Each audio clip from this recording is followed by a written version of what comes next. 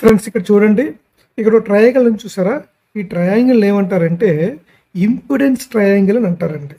So దీని మీద మనకి క్వశ్చన్స్ ఎలాగ వస్తాయంటే మనకి రెసిస్టెన్స్ ఇస్తారు, అలాగే రియాక్టెన్స్ ఇస్తారు, పవర్ ఫ్యాక్టర్ యాంగిల్ ఎంత అని అడుగుతారండి. సో ఇది మనం ఫైండ్ అవుట్ చేయాలంటే మనకి ఈ ఇంపిడెన్స్ ట్రయాంగిల్ గురించి మనకి ఫుల్గా తెలియాలండి. ఇంపిడెన్స్ ట్రయాంగిల్లో చూసారా, ఇది హారిజాంటల్ లైన్ చూసారా, దీన్ని మనం రెసిస్టెన్స్ అంటాము.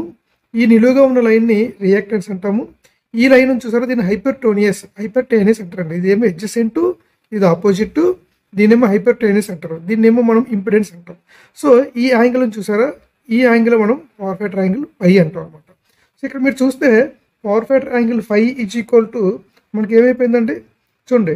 ఇక్కడ మీరు tan ఫై అప్లై చేశారనుకోండి, tan θ యూజ్ చేసుకుని tan ఫై అప్లై చేస్తే tan ఫై ఏమైపోతుందండి, ఇది ఉంది చూసారు రియాక్టెన్స్, దీన్ని ఎదుట భుజం అంటారు తెలుగులో, దీన్ని ఆసరణ భుజం అంటారు, దీన్నేమో ఇంపిడెన్స్ని కర్ణము అంటారు తెలుగులో చెప్పాలంటే.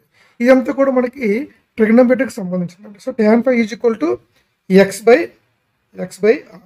సో దీని నుంచి power factor angle phi is equal to ఏమవుతుందంటే tan inverse of x by r అని అంటాం అనమాట.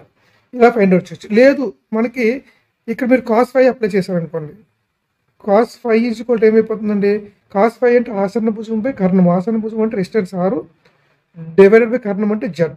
So power factor cos phi is equal to r by z అని కూడా మనం రాయొచ్చు. లేదా పవర్ ఫ్యాక్టర్ యాంగిల్ అండి, tan ఫై అనేది పవర్ ఫ్యాక్టర్ కాదు, power factor angle find out చేయడం కోసం నేను చెప్తున్నాను. అంటే మనకి x r ఇస్తే ఈ యాంగిల్ ఇలా ఫైండ్ అవుట్ చేసి cos ఫై మనం అప్లై చేస్తే సరిపోతుంది అనమాట. ఒకవేళ r z ఇచ్చారనుకోండి, cos phi is equal to r by z. ఇది మనకి ఇంపిడెన్స్ ట్రయాంగిల్ అని చెప్పి అంటారు అనమాట. సో ఇక్కడ ఇంకో ఫార్ములా మనం డెరైవ్ చేయొచ్చండి.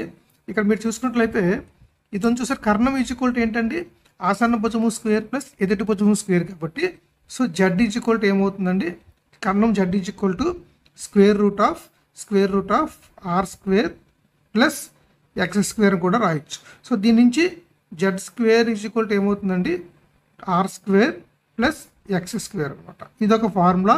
ఇది కూడా మనం ఇంపిడెన్స్ ట్రయాంగిల్ యూజ్ చేసుకుని మనం దీన్ని వాడతామండి ప్రాబ్లమ్స్. లేదు దీన్ని వెక్టర్ ఫార్ములా రాయాలంటే Z is equal to R plus R minus jX అనమాట. ఇండక్టివ్ అయితే ప్లస్ ఎక్స్ వస్తుంది, కెపాసిటివ్ అయితే మైనస్ ఎక్స్ వస్తుంది, అంతేనండి. సో అలాగే ఇటువంటి వీడియోస్ కోసం మన ఛానల్ని సబ్స్క్రైబ్ చేసుకోండి. ఎందుకంటే మనకి ఎలక్ట్రికల్ సబ్జెక్ట్ సంబంధించి చాలా వీడియోస్ మన వైజాగ్ టెక్ హబ్ ఛానల్లో పొందుపరచడం జరిగిందండి. ఎక్స్క్లూజివ్గా ఎవరైతే ఐటీఐ డిప్లొమా చదువుతున్నారో వారికి మటుకు చాలా బాగా యూజ్ అవుతుందండి. మీ అకాడమిక్ సబ్జెక్ట్స్ కూడా ఇందులో కవర్ అవుతాయి మీరు వీడియోస్ జాగ్రత్తగా చూసినట్లయితే. Thank you for watching this video.